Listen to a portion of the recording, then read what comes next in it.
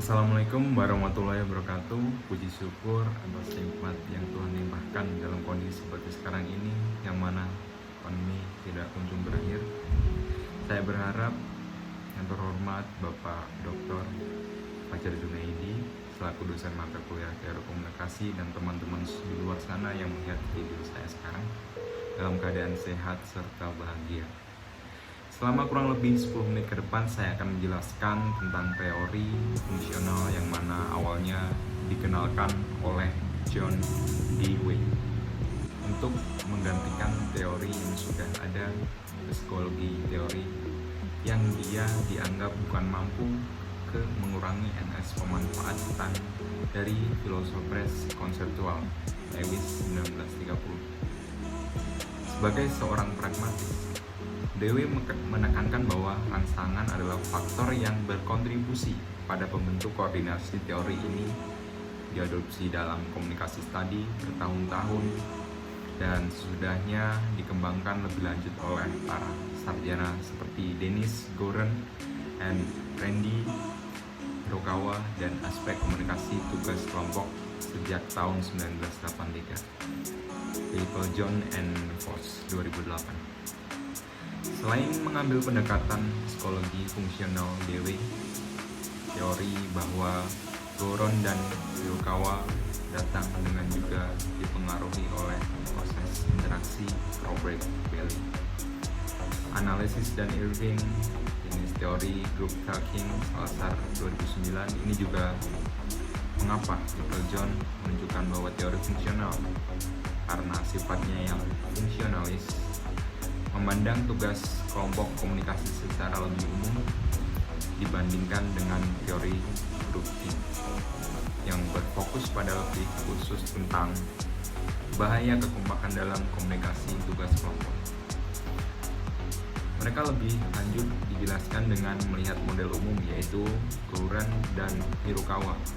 Model fungsionalis dimulai dengan mengidentifikasi kelompok dan menilai sesuatu masalah, diikuti dengan pengumpulan dan evaluasi informasi masalah.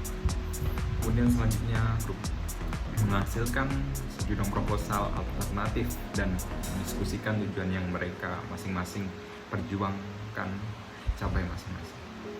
Sebuah pilihan berdasarkan konsensus akan dibuat pada akhir evaluasi untuk memulai tindakan.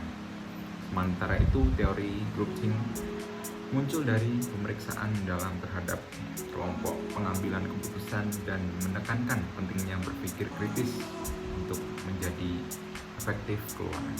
Littlejohn and Foss 2008. Grouping adalah cara berpikir di mana dalam tugas kelompok, grup, pengaturan komunikasi, anggota berusaha keras untuk meminimalkan konflik dalam kelompok untuk menjaga kekompakan yang mengarah pada pengambilan keputusan yang disfungsional.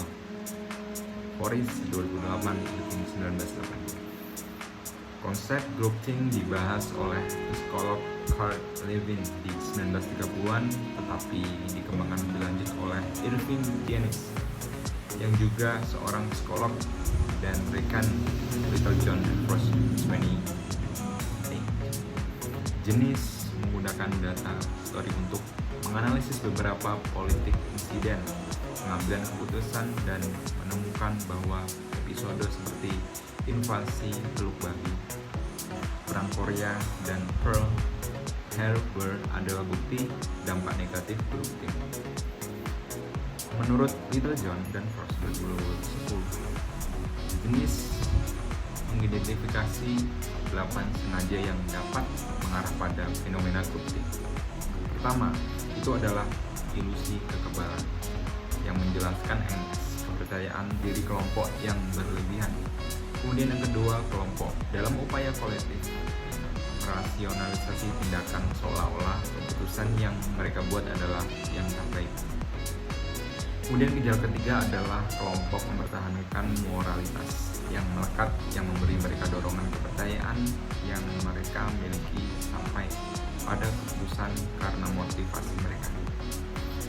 Kemudian berikutnya adalah pendapat bahwa pemimpin yang kurang mendukung keputusan distereotipkan sebagai jahat. bodoh, dan lemah. Gejala kelima adalah tekanan langsung yang diberikan pada anggota untuk menahan suara perbedaan pendapat mereka.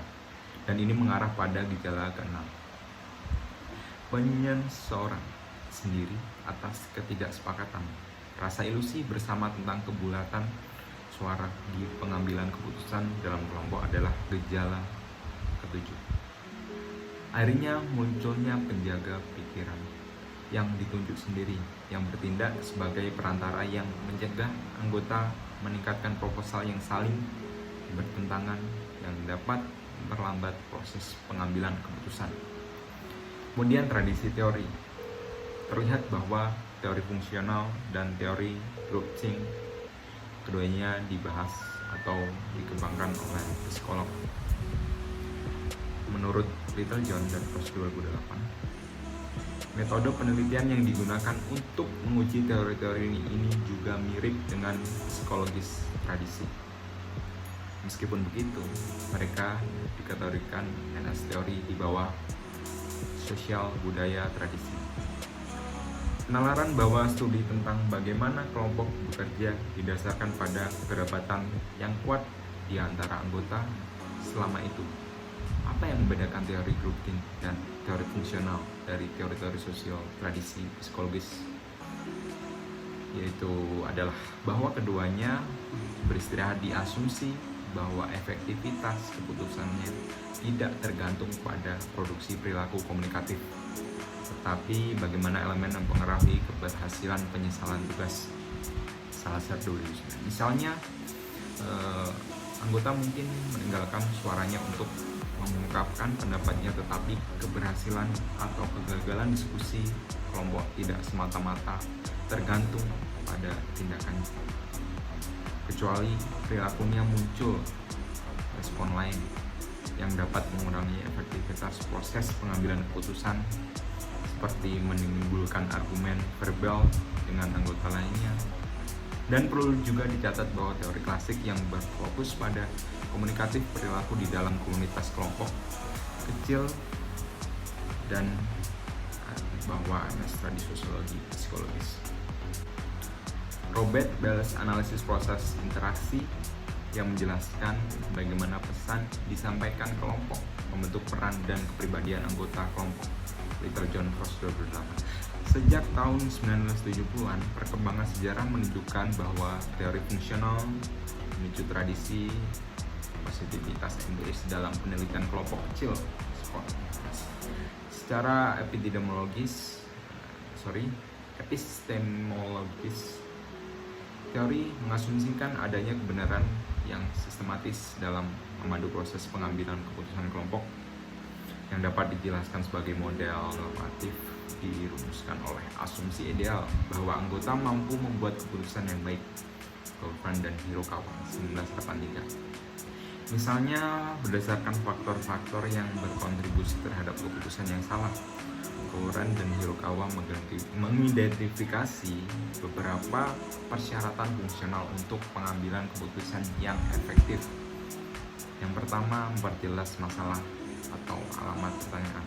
Kemudian yang kedua, cara jawaban yang sesuai dengan pertanyaan. Yang ketiga, hasilkan tentang yang sesuai untuk jawaban opsional. Yang keempat, periksa pro dan kontra dari opsional menjawab secara kritis. Dan yang kelima, memilih solusi yang paling tepat. Itu pendapat dari Littlejohn dan Frost 2010. Dan kemudian untuk mengukur kebutuhan fungsional ini, kedua peneliti tersebut mengidentifikasi 4 aspek kualitas keputusan. Yang pertama, pemahaman yang tepat tentang masalah. Kedua, pemahaman yang benar tentang apa keputusan yang baik, tujuan dan standar. Yang ketiga, penilaian yang tepat atas jawaban opsional, positif kualitas. Dan yang keempat, penilaian yang tepat atas pilihan jawaban, kualitas negatif.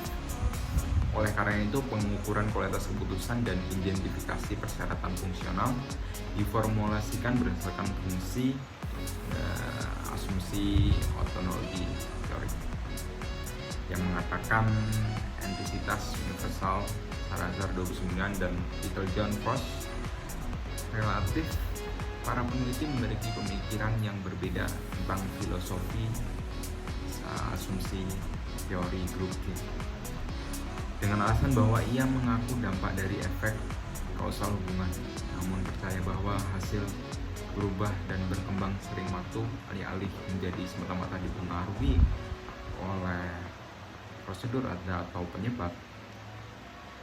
Ulama yang mengidentifikasikan teori grouping dari perspektif positivis mengasumsikan bahwa kelompok berorientasi pada tujuan. Dengan demikian mereka mematuhi standar tersebut.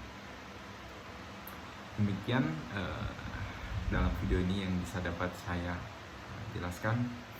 Kurang lebihnya saya mohon maaf. Semoga dapat dimengerti dengan jelas oleh teman-teman semuanya. Saya akhiri, wabillahi taufiq wal hidayah. Wassalamualaikum warahmatullahi wabarakatuh.